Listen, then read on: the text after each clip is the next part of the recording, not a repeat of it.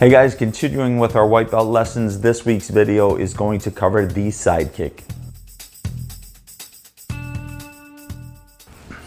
The side kick. Just like the front kick, you're gonna have three side kicks. You're gonna have a straight side kick, which is again, a warm up for the hips. And you're going to have a side snap kick and a side thrust kick. Three side kicks. We'll begin with the straight side kick.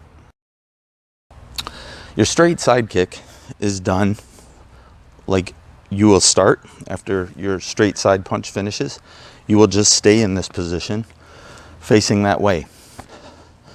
From here, you're going to cross your foot behind with your heel pointing in the direction you're moving. Some styles will come across in the front, and then when they swing their foot up, they have to pivot on their base foot to take the torque out of their knee. All right. I find it safer on the knee and easier to cross behind with my knee already, or with my heel pointed in that direction, which means my base foot, my planted foot, is already in the position it needs to be in to kick. I don't have to worry about pivoting and taking the torque off my knee because it's already off as soon as I step. So I'm going to step behind, and from here, keeping my knee locked, I'm going to raise my leg straight up to the side and then control it and down into your horse stance. Again, you're going to step behind, straight up, and back down. Going the other way, you're going to step behind, heel pointed that way, toes should be pointed behind you, and you're going to swing your leg straight up and then down. Cross behind, swing it straight up and down. Coming to the front in the horse stance, I'm crossing behind, so you can see my heel. Crossing behind, my heel is facing you already, which is the way it should be. I'm planting, and from here, keeping my leg straight, swinging it straight up to the side and then down. Cross, straight up, and then controlling it and setting down. Again, start out low. If you're not warmed up well enough, good chance you can pull your hip. Do this slowly, do it lightly. Do not just go flinging your leg as high as you can right off the bat. Take your time, just go as high as you can go, even if it's knee height, whatever your level. Everybody starts somewhere. Do not feel that you have to swing your leg up here. Most of your kicks in reality and on the street and in self-defense are going to be from the waist down. Start there. All right. Eventually, you can work toward getting your legs and your kicks to head height, but you start from the waist, even the knee. If that's where you got to start, that's where you got to start. Karate's for everybody. It doesn't mean because what you see in the movies, what you see in tournaments, and what you see younger people doing is not what you may be able to do anymore. So go with where you're at. But that is your straight side kick.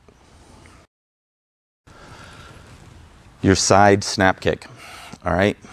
This is the same step, working from the horse stance. You're going to be from the side.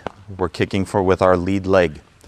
The step is the same, crossing behind with your heel already pointed in that direction.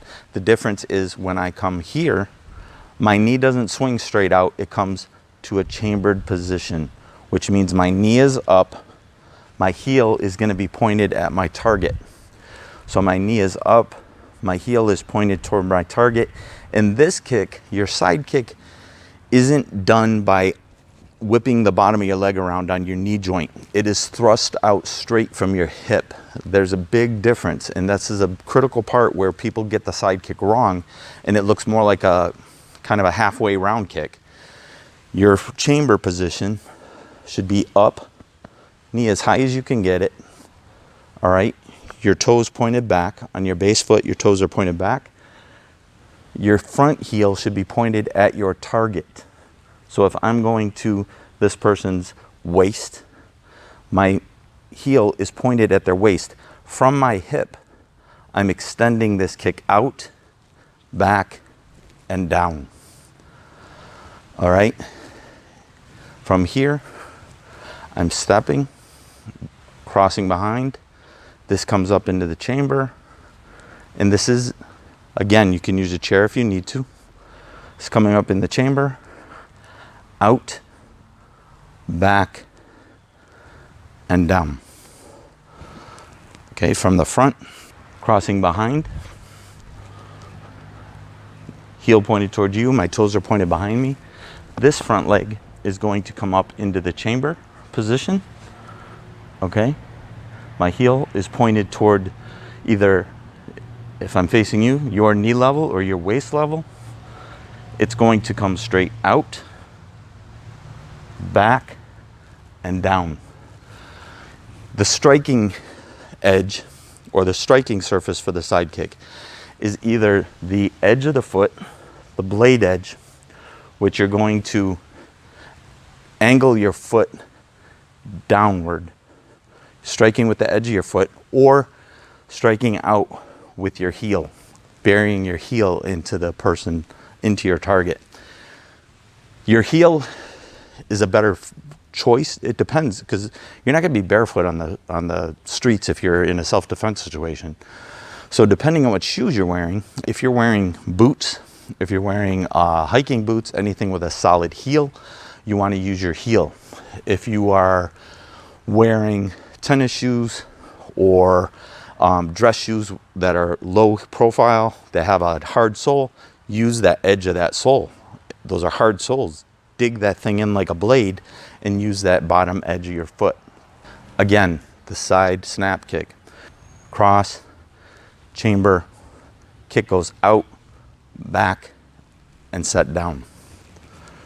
Here, and down. This way, and down. You're controlling it.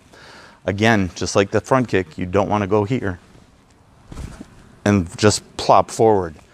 You want your foot brought back so it's not caught. Kicks in and brought back. That is your side snap kick. Just like the front kick, it's to strike and get in and out. Fast, shocking power. It's not a thrust power kick, but that is your side snap kick. The third side kick is your side thrust kick. This is a power kick.